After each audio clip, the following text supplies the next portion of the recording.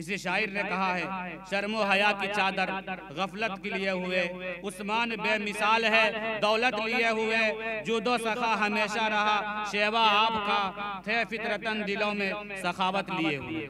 तो लीजिए अब मैं फिर तकरीर पेश करने के लिए इस मदरसे के दूसरे तलबा जनाब मोहम्मद आसिफ सल्लमाऊ को मैं दावत देता हूं कि मौसूफ आएँ और 15 मिनट के अंदर अपने बयान को हम सामईन के दिलों में उतारें। अस्सलामु अलैकुम व रहमतुल्लाहि व बरकातुहू। वालेकुम अस्सलाम व रहमतुल्लाह।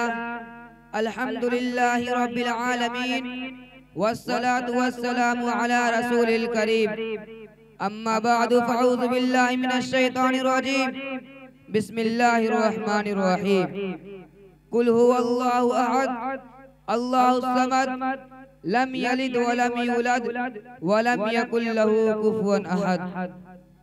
मेरे मुहतरम दोस्तों और अजीज साथियों, हमारे जो बूढ़े बुजुर्ग हैं वो स्टेज पर आने की कोशिश करें। ना ये दिन ना ये रात बाकी रहेगी, कि ना ये दिन ना ये रात बाकी रहेगी, बस सिर्फ अल्लाह की जात बाकी रहेगी। हक ताला शानू ने मुझे आप लोगों के सामने कुछ बोलने का मौका इनायत फरमाया। अल्लाह से दुआ करे कि मुझे सही बोलने और उस पर हम सबको अमल करने की तौफीक अता फरमाए, आमीन।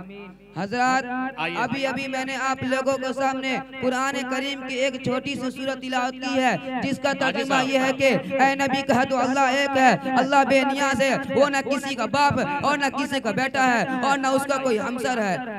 अल्लाह का लाख लाख एहसान है कि उसने मुझे और आप लोगों को एक ऐसे नबी को उम्मत में पैदा फरमाया जो इमामुल अंबिया खातमुन नबिय्यीन वल मुरसलीन सल्लल्लाहु अलैहि वसल्लम है। अल्लाह ताला ने इंसानों को रुश्द हिदायत के लिए इस दुनिया में कम व बेश 1,24,000 अंबिया इकराम को भेजा। तमाम नबियों का तरीका एक था, तमाम नबियों का बात एक था, तमाम नबियों का मकसद ये एक था, मगर उनमें से किसी बात मुअय्यन गांव के लिए और बात को मुतय्यन कबीला और खानदान के लिए बनाया। लेकिन जब बारी आई जनाब रसूलुल्लाह सल्लल्लाहु अलैहि वसल्लम की, तो आपको किसी एक गाँव या किसी एक कबीला या किसी एक खानदान या किसी एक बरादरी के लिए नबी बनाकर मबूस नहीं किया, आपको सारे जहाँ के नबी बनाकर मबूस किया। हजरत इब्राहिम अलैहिस्सलाम आए तो ला इलाहा इल्लल्लाह इब्राहिम खलीलुल्लाह कहा, और जब हजरत मूसा अलैहिस्सलाम आए तो ला इलाहा इल्लल्लाह मूसा कलीमुल्लाह कहा, और जब रसूलुल्लाह सल्लल्लाहु अलैहि वसल्लम आए तो ला इलाहा इल्लल्लाह मुहम्मद रसूलुल्लाह कहा। अलगर तमाम नबियों का मकसद ये था कि अल्लाह के इसी पर ईमान लाओ, अल्लाह के अलावा कोई औलाद देने वाला नहीं और ना कोई मुश्किल कुशा और हाजत रवा है। अगर कोई मुसलमान ये कहता है कि अल्लाह के अलावा दूसरा कोई मुश्किल कुशा और हाजत रवा है, तो ऐसे लोगों की ईमान खतरे में है।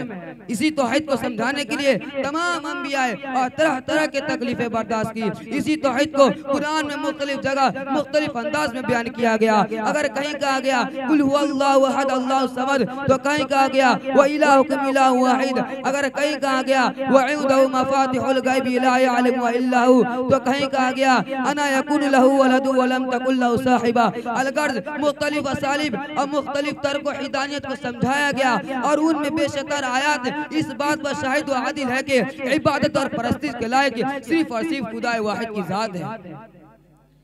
तौहीद तो ये कि खुदा हश्र में कह दे, तौहीद तो ये कि खुदा हश्र में कह दे कि बंदा दो आलम से खफा मेरे लिए है। मेरे दोस्तों, मगर शैतान इंसान का खुला दुश्मन है, जिसको कुरान ने इस तरह बयान किया इन्ना शैतान कान लिल इंसानी अदुव्वुम मुबीन। लेकिन आज हम शैतान के फरीब में आकर तौहीद बारी तआला में अंबिया और औलिया को शरीक करते हैं। तो किसी ने नबी के मुख्तार कुल होने की अकीदा रखा है, तो किसी ने हजरत अब्दुल कादिर जिलानी को औलाद देने वाला और बिगड़ी बना लो समझा, तो किसी ने अजमेरी की कब्र पर जाने को जायज समझा। मेरे दोस्तों, अगर औलाद देने की ताकत और कुव्वत अल्लाह के अलावा किसी नबी या किसी वली में होती, तो हजरत इब्राहिम अलैहिस्सलाम की ज़बानी गुजर गई, अभी तक बेटा नहीं हुआ।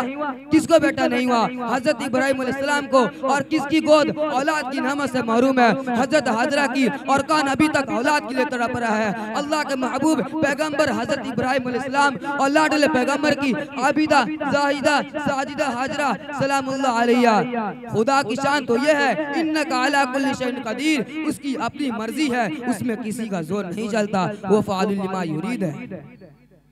एक मर्तबा हजरत इब्राहिम अलैहिस्सलाम ने अल्लाह ताला के हुजूर में निहायत आजिज़ी व इनकिसारी से सवाल किया और दरख्वास्त की, रब्बी हबली मिनस सालिहीन, ऐ परवरदिगार मुझे एक नेककार बेटा अता फरमा। औलाद देने का तो खजाना खुदा के पास है, अल्लाह के पैगंबर भी खुदा से मांगते हैं। हजरत इब्राहिम अलैहिस्सलाम ने बेटा किससे मांगा? सिर्फ और सिर्फ खुदा से, किसी नबी से नहीं मांगा, किसी पीर से नहीं मांगा, किसी फकीर से नहीं मांगा, किसी कब्र से नहीं मांगा, किसी शजर से नहीं मांगा, किसी हजर से नहीं मांगा। हजरत इब्राहिम अलैहिस्सलाम ने बेटा किससे मांगा? जरा जोर से बताओ, बुलंद आवाज के साथ बताओ, खामोश क्यों हो? हाँ मुझे मालूम है कि तुम हैरान परेशान हो जाओगे, मुझे यकीन कामिल है कि मुंह से आवाज नहीं आएगी। हाँ हाँ आवाज तो आएगी, मगर ये नहीं कि किसी पीर से मांगा, किसी फकीर से मांगा, बल्कि जरूर बताओगे मगर ये कि हजरत इब्राहिम अलैहिस्सलाम ने खुदा से मांगा, हजरत ज़करिया ने खुदा से मांगा, हजरत मरियम की माँ ने खुदा से मांगा। लेकिन अफसोस अफसोस कि आज हम मुसलमान होने का दावा करते हैं और औलाद गैरुल्लाह से मांगते हैं। ये सब ला इलाहा इल्लल्लाह के तकाज़े के खिलाफ है, नबी सल्लल्लाहु अलैहि वसल्लम के तालीमात के खिलाफ है, सहाबा के अकायद के खिलाफ है। क्योंकि इसलिए कि नबी को खुदा की जरूरत है, औलिया को खुदा की जरूरत है, अब्दाल को खुदा की जरूरत है, कुतुब को खुदा की जरूरत है, इमाम को खुदा की जरूरत है। बेशक तौहीद और रबूबियत में किसी को शरीक करना, दो आलम में तसर्रुफ, मालिक खुदा के अला को जानना, दर हकीकत ये शिरकी है। जो लोग वहाँ खड़े हैं एक जमात ने मुर्दों की ताज़ीम पर उभारा, जिसने यदगार की तौर पर मुर्दों की मूर्तियां बनाए और उनकी पूजा करनी शुरू कर दी। और एक जमात ने सितारों को जैसे तराशा और उनकी पूजा करनी शुरू कर दी। जब इनमें बाहमी इख्तिलाफ हो गया तो किसी ने चांद की पूजा की, किसी ने सूरज की पूजा की। वह मजूसी माँ बहनें आई है उसको ऊपर बैठाएं, कारी साहब तो आपकी जिम्मेदारी है, बैठाएं उसको। किसी ने कब्र की पूजा की, किसी ने मजार की पूजा की। ये सब ला इलाहा इल्लल्लाह का तकाज़े के खिलाफ है, नबी सल्लल्लाहु अलैहि वसल्लम के तालीमात के खिलाफ है। मेरे दोस्तों याद रखिए तौहीद के 4 दर्जे हैं। नंबर 1 सिर्फ अल्लाह ताला में ही वाजिबुल वजूद होने की सिफत है, गैरुल्लाह हरगिज़ वाजिबुल वजूद नहीं हो सकता। आसमान और जमीन तमाम जवाहिर को पैदा करने वाली सिर्फ खुदा वाहिद की जात है। आसमान और जमीन में हर चीज की मदवर खुदा वाहिद की जात है। अल्लाह ही ताला इबादत के लायक है, उसके सिवा कोई इबादत के लायक नहीं। इस जहान रंग बू का पैदा करने से कब्ल आलम मादियत में इंसान को भेजने से कब्ल आलम अरवा में अल्लाह ताला ने तमाम इंसानों को रूह जमा की और उनसे अपनी हदानियत और रबूबियत का इकरार किया। अलस्तु बिरब्बिकुम, कहा क्या मैं तुम सबका रब नहीं हूँ? तो तमाम औलाद आदम ने बिला इम्तियाज फिक्र नजर मजहब मिल्लत हजरत आदम अलैहिस्सलाम से आने वाले क़यामत तक इंसानों की जबान से ये आवाज निकली थी, कालू बला, क्यों नहीं आप ही हमारे रब है। लेकिन उस इकरार के बावजूद आज हम औलाद गैरुल्लाह से मांगते हैं। मुश्किल कुसार हाजत रवा अल्लाह के अलावा को जानते हैं। जरा बताओ तो सही कि हम आलम अरवा में नहीं थे?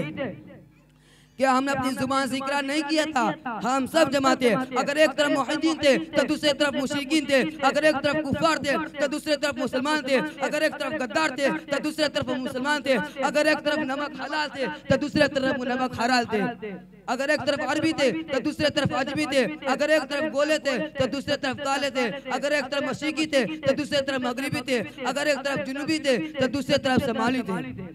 तमाम इंसानी अरवा ने ये एतराफ़ इकरार किया था कि ऐ मुहसिन आज़म, हम सब वादा करते हैं कि दुनिया में जाकर तेरे सिवा किसी से औलाद नहीं मांगेंगे। हम सब दुनिया में जाकर तेरे सिवा किसी के सामने सजदा नहीं झुकाएंगे। तू ही हम सब का मालिक है, तू ही हर चीज पर कादिर है। अल्लाह ताला हम सबको शिर्क से बचाए और तौहीद पर काम रखने की तौफीक अता फरमाए। वाखिरु दावाना अनिल हम्दुलिल्लाहि रब्बिल आलमीन। माशाअल्लाह। ये तो जनाब हाफिज मोहम्मद आसिफ